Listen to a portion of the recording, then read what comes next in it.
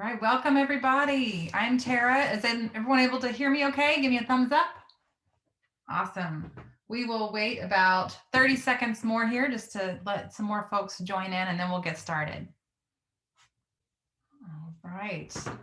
I think we got a good group here. We got a quorum. So thank you guys for joining us here for Better Together, School Improvement Planning, our favorite topic, I know.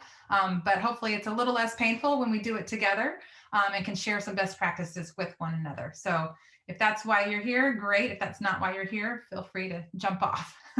Try something else. So here's what I've got planned for you today. We'll do a quick welcome and introductions, just some overview about why school improvement planning is important, which you probably already know because you showed up here, but a little background info to get us started. And then we're going to get pretty quickly into some breakout rooms. And I really want this to be a chance for, administrator to administrator to share, what is your process for school improvement planning? What are your biggest challenges? What successes do you have? Advice that you can share? So I think, getting a chance to talk to one another is sometimes the most valuable thing that we can do. And we don't get a lot of chances as administrators to do that with one another. So that's what I want to spend a bulk of time there. And then we'll come back together and I'll share some of my research and some of my practices working with different administrators, my 7 tips for school improvement planning, particularly this year, because it's a little different, as we all know, than maybe it has been in the past.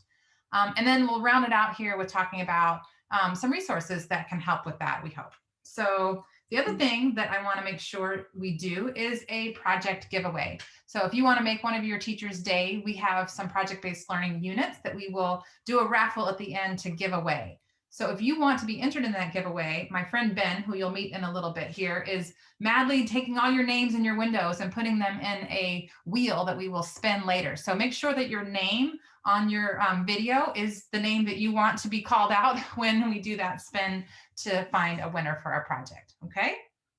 All right, let's get started. Oh, one other thing. I've got a picture here. You should have received, where's my baggie? You should have received, here we go, a box with some goodies in it, including a bag in it that said wait until the event. So if you have received your box, hopefully, I think most everybody has, then you will have that ready. These are some things that you can use in our time together. So I'll tell you when to bring it out, but I want to make sure you have that handy. All right, so I'm going to introduce myself. My name is Tara Tarango. I've spent about 20 years in educational publishing and services, really dedicating my career to helping create classrooms where curiosity, creativity, and critical thinking thrive. That's what makes me tick. I love working with teachers to help make that happen. And I've got a team here that really goes together, right? This is about better together. So what goes better together? Peanut butter and jelly is one thing, but we're kind of quirky around here. So we switch it around to say, even better than PB&J is DB&J, and that is my friends, Don, Ben, and Jamie. So if you have them in your camera view, they'll wave hi. You will see them in your breakout rooms as well, but I wanted to quickly introduce them as part of our team. I also wanted to tell you that all of the resources that I will share today are in one document. We like hyperdocs around here, just one place where you can access everything. So this is a bit.ly, so you can go to http://bit.ly.watchmesip, because I know that's what you want to do. And that link is also in the chat room. If you want to pull it up now, you can take notes alongside that, or you can pull it up later, and I will send this link to you again in an email where you can access it from there. So don't feel like you have to madly, kind of take down notes of every resource that I mentioned. They're all in there. All right. So we will start with a little bit about why even bother with school improvement planning. As I said, you showed up here, so I don't have to sell you too much, but I really kind of come back to the old adage of it's best to measure twice and cut once, right? The person who was doing this painting probably could have benefited from that advice for sure. And it's something, I actually did a little research. This thing has been around for 450 years, believe it or not. So we have literally centuries of history telling us that planning is critical to our success, right? So I think instinctually we know that, but I want to give you a few tangible reasons why it's good to take your time with this, to take it seriously. And the first is just better decision-making, right? You make hundreds of decisions every single day. Your teachers make hundreds of decisions every single day.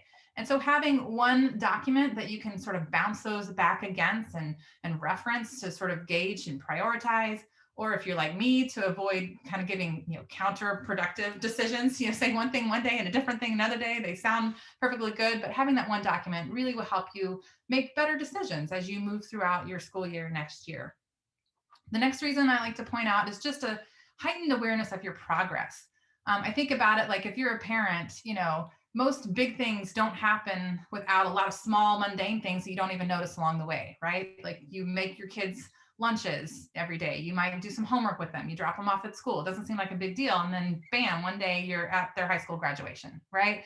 And so the school improvement plan is a lot like that, right? You have to kind of write down what are those steps along the way so that you can notice them and acknowledge them and celebrate them along the way. All right. It also, having a good school improvement plan can help you with communication with stakeholders. You're going to need stakeholders, right? You have a plan of how you want to improve your school, and you can't do it by yourself. Or if you can, then your plan's probably not hard enough. And that's another topic we can talk about. But you're going to need some help along the way. You're going to need some stakeholders, whether that's community partners or teachers.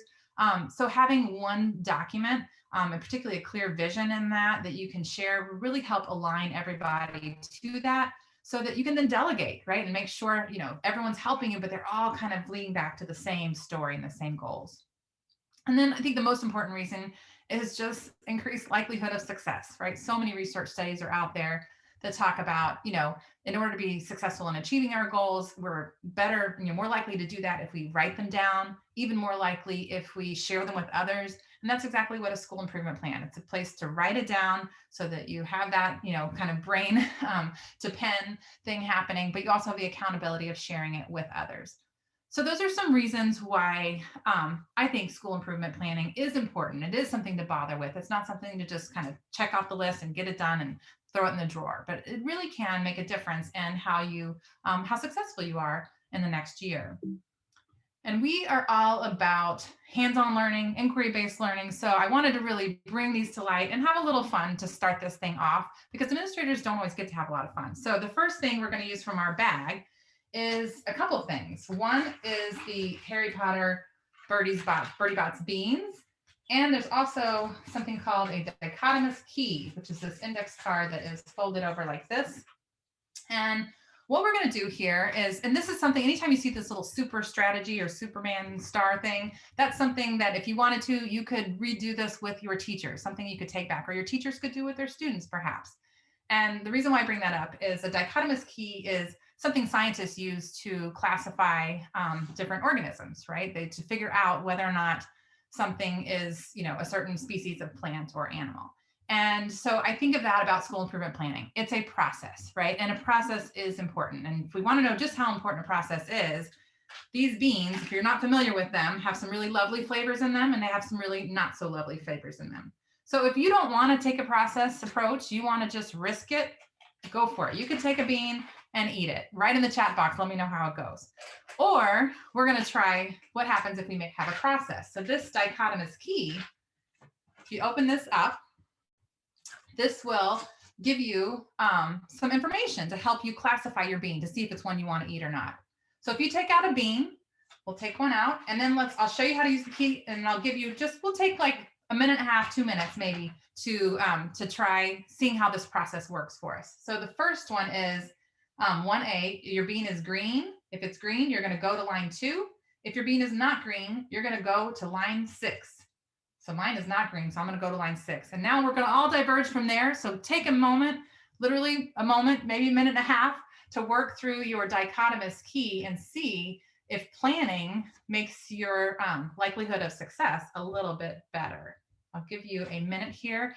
If you find what you are looking for, write it in the chat box. That way I kind of know how everyone is faring. While you're looking, again, you could do this with the staff meeting just to have a little fun with it, to talk about planning, to talk about critical thinking and analyzing and classifying, all sorts of fun science connections you could make to using the dichotomous key with your beans. I am not going to eat that one. I can tell you that right now. I'm going to wait till we're off and pick another one to do my dichotomous key with. Someone signed up. Don't worry, you've got a package in the mail if you sign up late and it's not coming. I'm not eating sardine. Okay.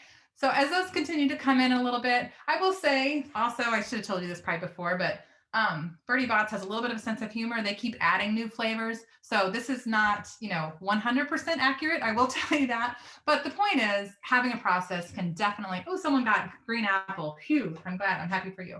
And bubblegum, excellent. So having a process will help you obviously figure out and have be successful in choosing the right bean, but also having a process helps you in making your school improvement plan something that's actually going to be successful. All right, so again, you can use those, and I even put a link in the HyperDoc to where you can get more of those beans if you want to do them with your staff. All right, so next we are going to break into those breakout rooms. As I mentioned, these are the questions that I thought we could explore together. You will have a facilitator in there, one of our DB&J team or myself, and we will help you kind of walk through these questions. We're also going to take notes during these and record them and share them back with you so that you can get the benefit of any learning that might have happened if you weren't in the best breakout room. All right, so we'll spend 20 minutes in there. So let's go ahead and break in there, and then we'll come back together and share what we learned. Okay. All right, we should all be coming back now. And let me get back over to sharing my screen. All right. Everybody see the screen okay? Back in business? All right, so what I want to do is let's quick share out. Hopefully you had a little fun with your index card and your random analogies. And as I mentioned, whenever you see this little superstar strategy, that's something you can do. I really like the idea of random analogies. I know my group came up with some really creative ideas, and it just stretches your brain. And I love doing this with kids and with teachers. So let's quickly share out in the chat. What was your favorite thing you heard in terms of the school improvement planning is like a blank?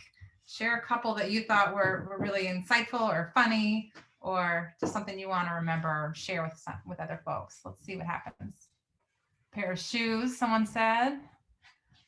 Justin Bieber, staying relevant. I love it. That's an easy one. It's like Beyonce. It can upgrade you. I love these.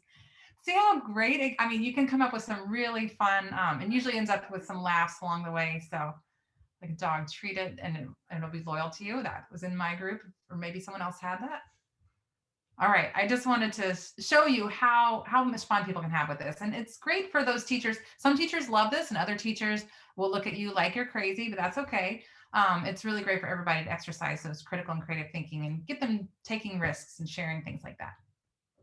All right, so as I said, I will take a few minutes here to share some of our research around some tips that might be helpful this year, 7 tips for successful school improvement planning.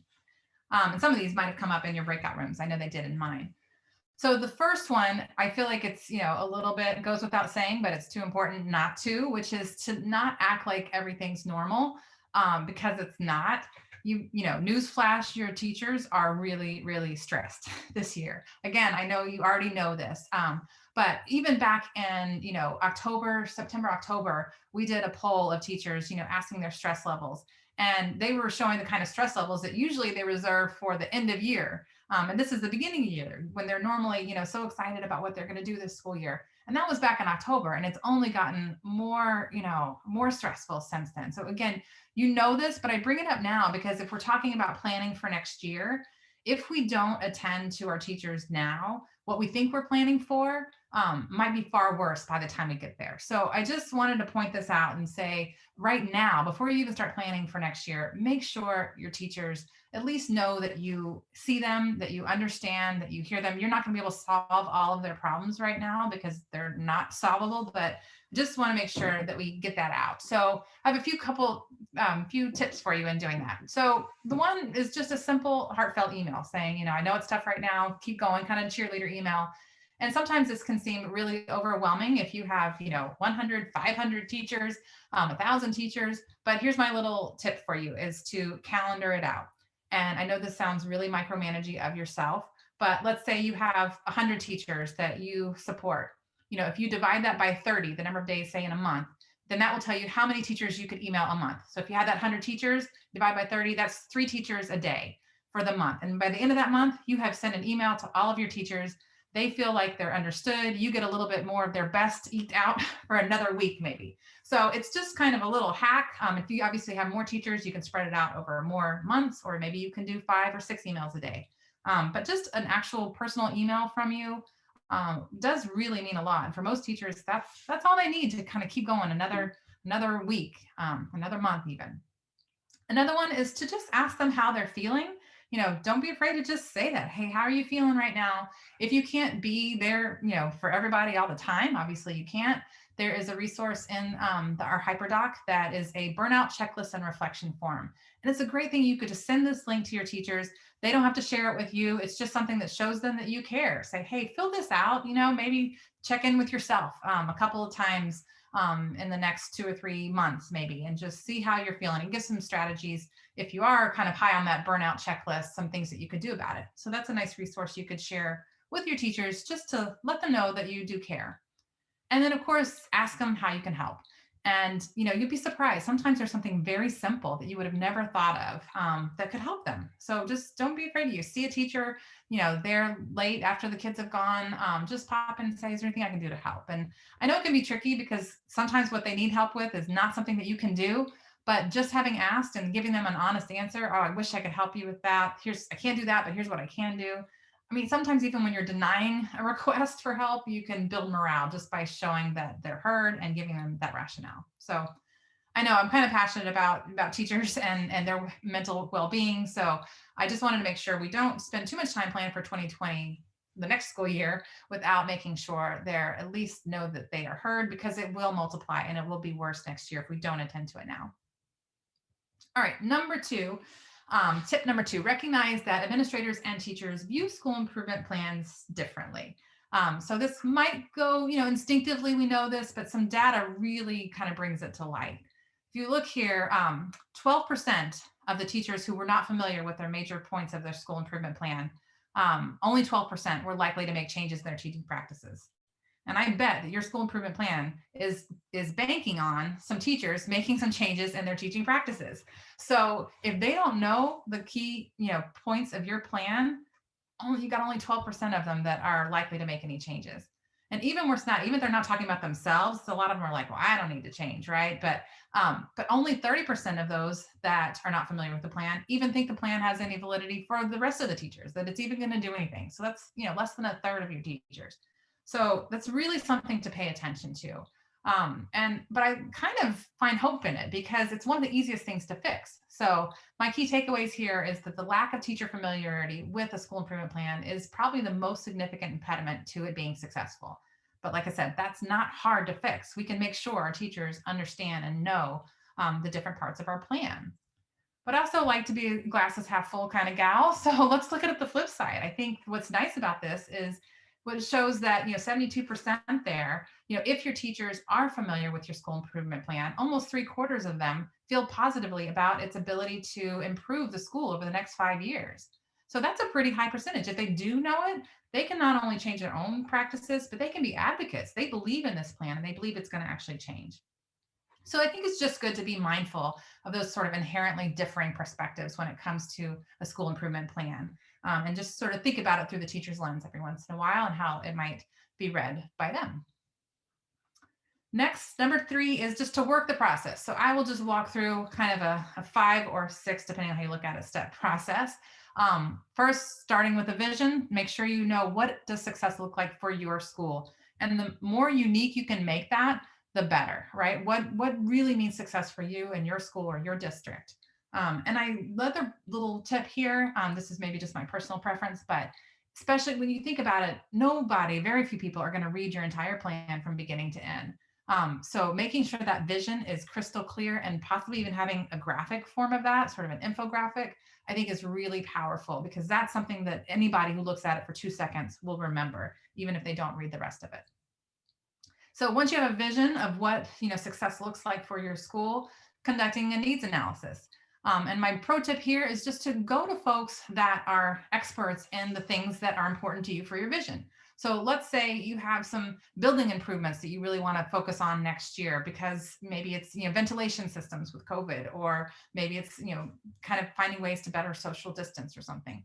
Then go to an architect that works in school firms. They will give a free needs analysis. Come in and share what needs to change.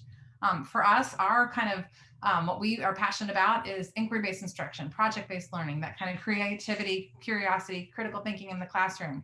So we have a needs analysis. It's free. I'll give you a link to that as well. You can utilize that if you'd like, and getting your teacher's input on something like that so that you know what your needs are and lean on people who that is their expertise.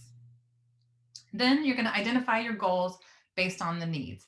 So this is one of the things that, you don't want to have goals in there that aren't tied back to something that's a clear need. So I was thinking about in our breakout room, we were talking about how different ways to sort of scaffold and organize a goal so that it's all aligned, but it's not so, but it's still relevant to all the different buildings and grade levels that have to utilize it. And so I think, knowing what that the need is, then the goals can be different for different grade levels or different buildings, but as long as they're still aligning to unique need. All right, once you have your goals, and I'll give you a little bit more tips on goals in a minute here, you outline those action steps. What are the actions that need to take place in order to meet the goal? And then you communicate your plan. So you want to make sure it's transparent, you're sharing it with everyone who needs to be shared with, who's impacted by it at all. So I say it's 5-step, but really I'd add a 6-step here, which is to work the plan, because it doesn't do any good if it just sits in a drawer, right? Which was mentioned in my breakout room as well. So you got to pull that plan out and make it a living document that you then work. That's the fun part. That's when the real work begins. So just kind of if you don't already have a process to follow, maybe this can help you kind of have a step-by-step approach. Step number 4, this came up in my breakout room as well, and that's involving your teachers. So, as we've already established, teachers and principals view the school improvement plan differently, but that doesn't mean that, I think the reason why that they view it differently is really comes back to something very human, which is just a sense of belonging. If you don't feel like you're a part of something, you're not going to have, a very favorable opinion toward it. So involve them. Some ways you can involve them, survey your teachers. I mentioned we have a needs analysis. It's a quick, 5-minute survey of yourself if you already kind of have a sense of where your teachers are. But we have a form that you can send out to your teachers and ask them. So get their input on what are they struggling with? What do they think are their challenges, their needs, their places for improvement? So survey them, ask them. You could form a teacher advisory council to be part of your school improvement planning team or to advise that team. Provide planning updates at your staff meetings. So once you're in the process, don't wait until you're done to share it with the staff.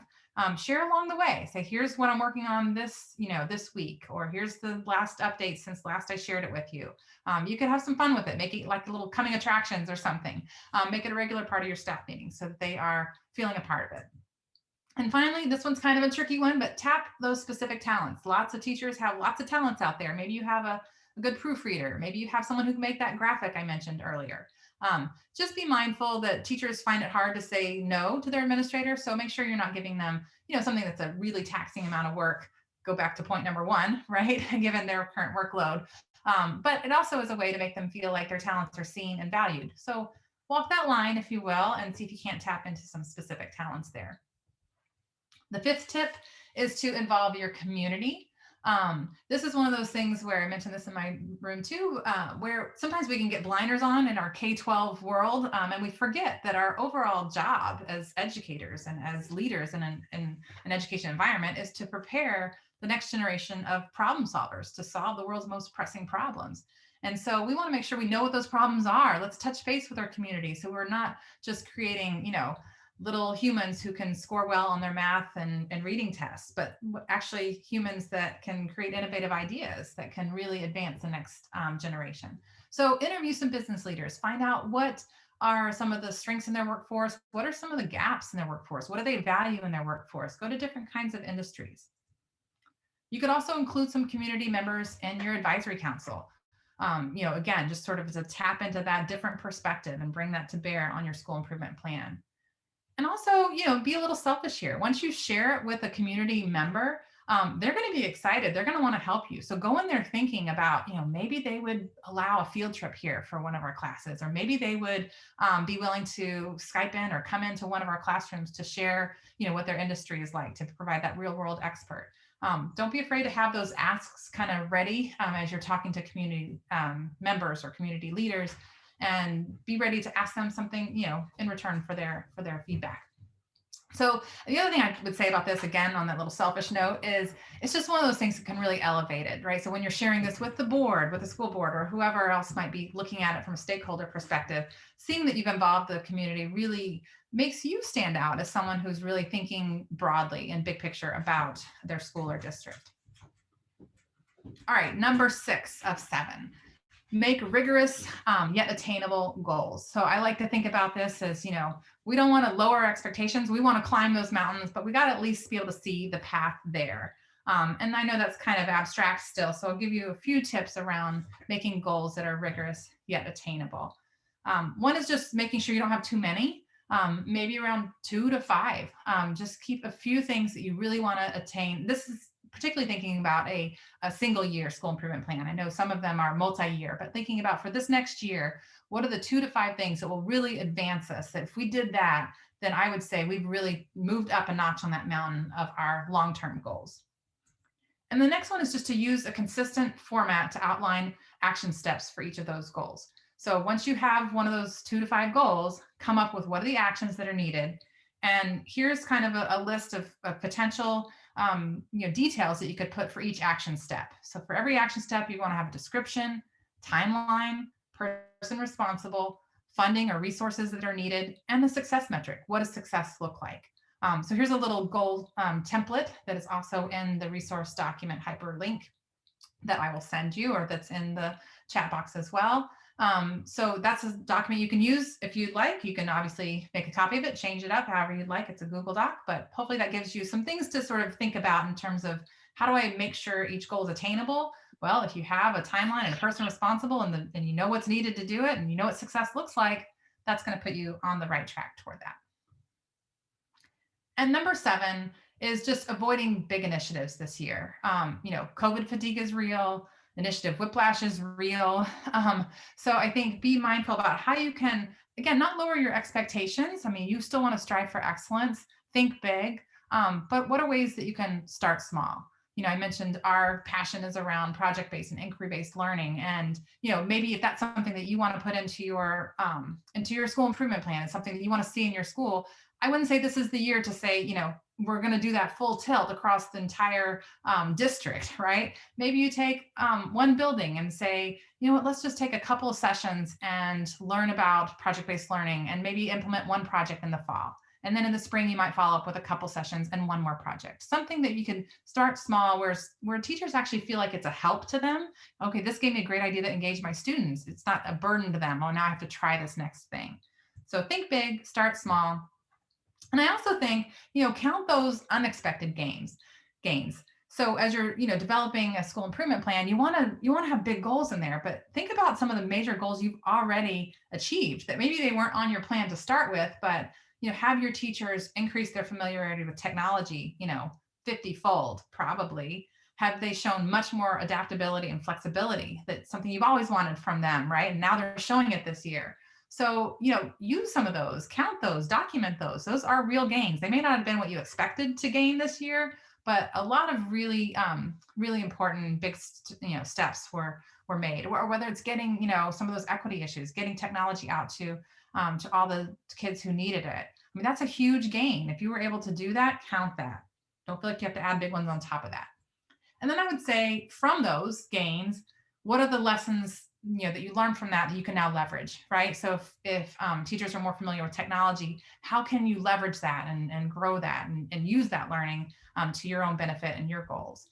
Because I don't think, for example, in the technology, I don't think remote learning is going away entirely anytime soon, even if, everyone got vaccinated in a month. I think that there's still parts of this that people are really liking and holding on to. So what can we learn to keep that going? All right. So that was hopefully 7 tips. Some of that stuff maybe you already knew. Maybe there's some new ideas in there. I'm going to launch a quick poll here to see which of these do you feel like was most helpful to you. So select the ones that you feel like are things that you might take with you after this webinar and incorporate into your school improvement planning. Give a few seconds here to answer the poll, and I'll share the results. All right, I'll end the poll here and share the results. So hopefully you can see that. It looks like, a little bit of everything. Probably you know, making those goals rigorous yet attainable, and recognizing that administrators and teachers see school improvement planning differently are some of the bigger takeaways. But looks like, a little bit of everything is something you might be able to use. So maybe let's just take a minute and share out anything else anybody wants to share, based on that. With one of these tips, you have something you can add to it, or questions about it, things that you might want to just share with one another a little bit. What do you think? What did this make you think about? I think there was some, I'll go out. I think there were some good reminders of school improvement planning and monitoring of it is a pretty extensive process. So I think what this kind of helped is there are a lot of different layers to it that can help it help its development and its involvement. So there are some pieces there just reminded me of some things that I want to make sure I'm kind of including at the right level of depth that I need to include them. In order to get it to go effectively across the system. And the avoid big initiatives is probably a really good one. That's probably the most 2020 specific one, I would say right now, Yeah. which is, we got to be mindful of that. Anything else stand out to anybody? We're getting ready for our 5-year reaccreditation. Mm-hmm. And so we have to go through this school improvement process, which is great, but we have to put goals out over the next 5 years. Is that, do you recommend that long of a time period, or you talked about annual goals? Can you do 5-year goals?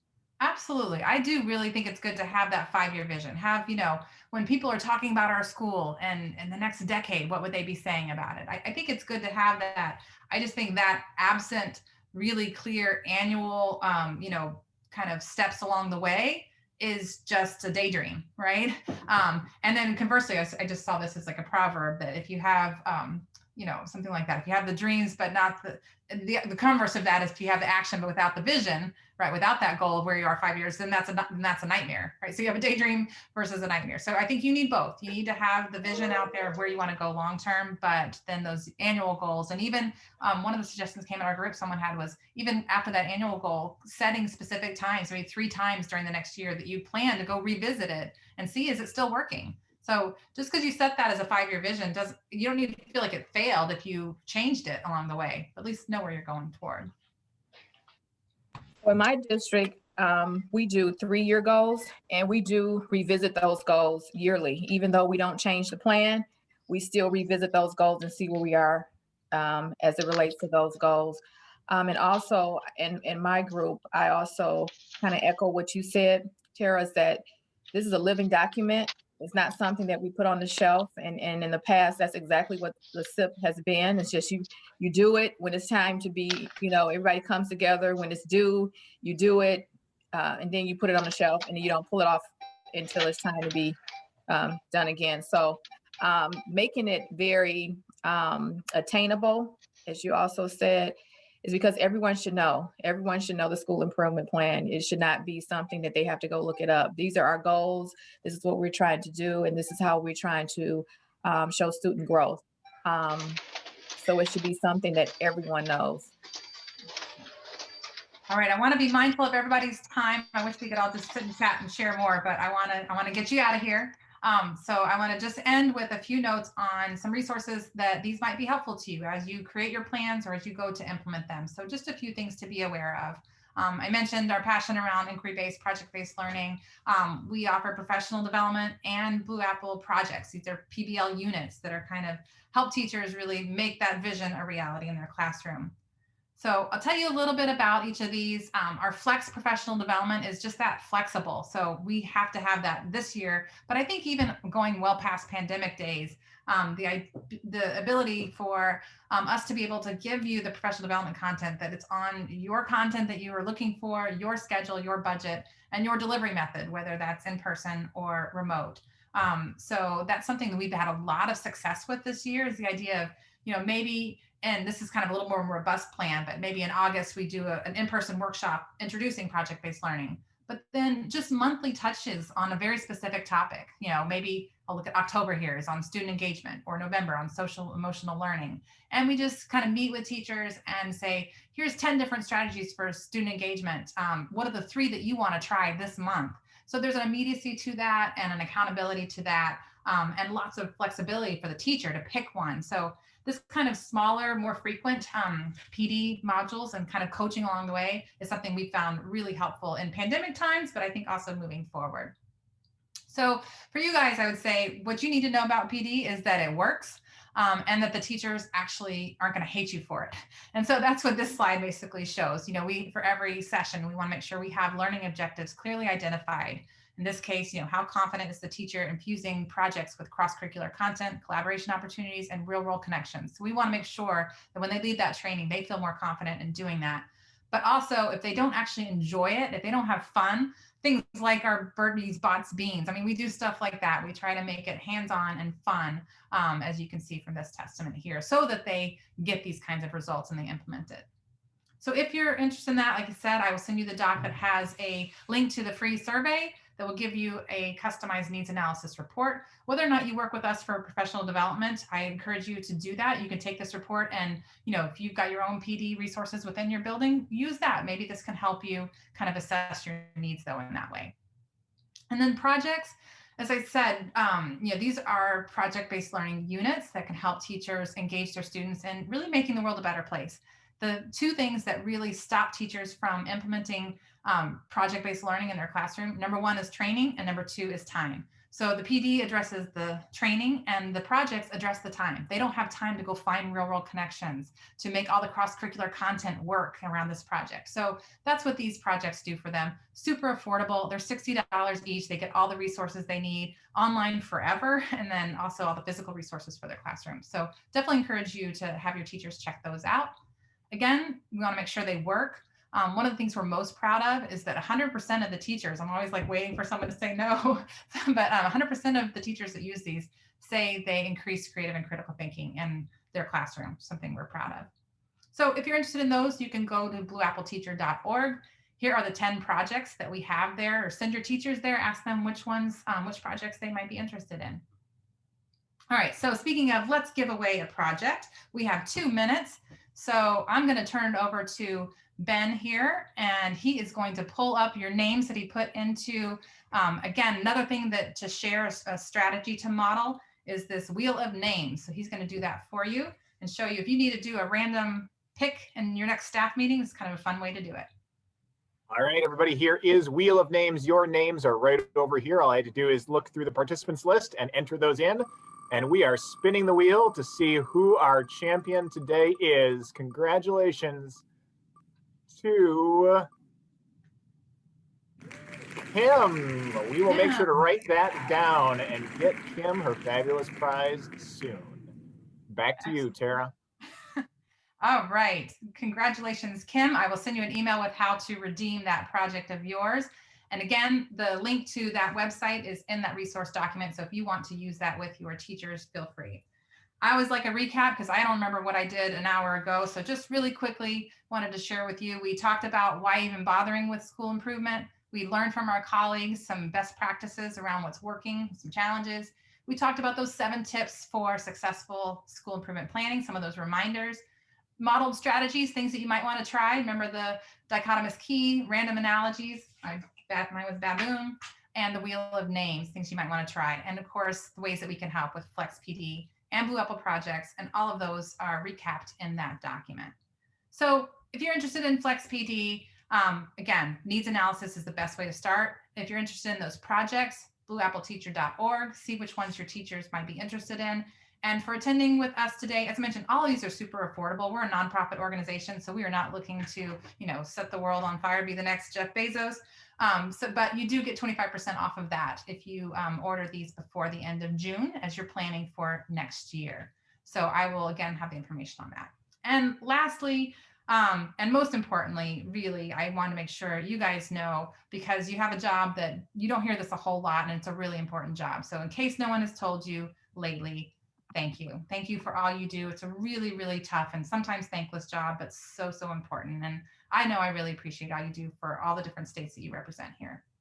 So thank you very much. Look for an email from me tomorrow with that HyperDoc if you didn't get it from the chat box. And you'll also get emails from BAI with kind of the follow-up and the recording of this and things like that. So take care. Best to you all. And till next time.